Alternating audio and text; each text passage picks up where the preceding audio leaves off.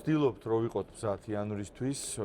დეკემბერში კიდევ არის ფანჯარა, აუცილებლად ვითამაშებთ. პირველ თამაში ძალიან ბევრი მომენტი გქონდა, რაზეც ვისაუბრეთ თამაშის მერე და ფაქტია რომ შედეგი გამოიღო, ის რაც არ გავიდა პირველ თამაში, გავიტანეთ მეორე თამაში. კარგი ის მოგცა, რომ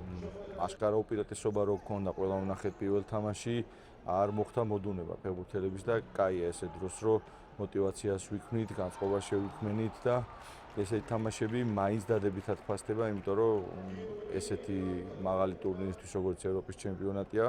ესეთი თამაშები ძალიან გეხმარება. დომინირებდით, ბურთის კონტროლი გქონდა, ბევრი გოლი გავიტანეთ, რაღაც კომბინაციების დავამუშავეთ და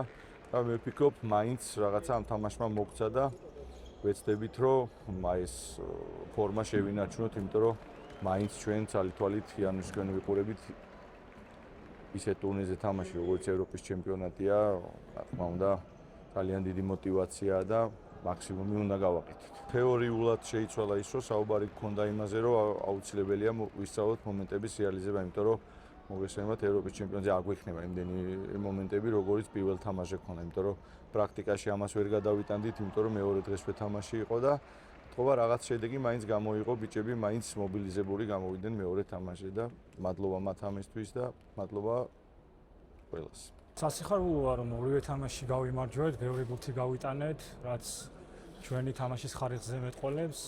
სურდა ბურთი არ მიგვეღო, მაგრამ არ გამოგვივიდა და ვეცდებით მაქსიმალურად თამაშიდან თამაშამდე უფრო ავწიოთ ჩვენი თამაშის ხარისხი და მადლობა მინდა გადაუხადო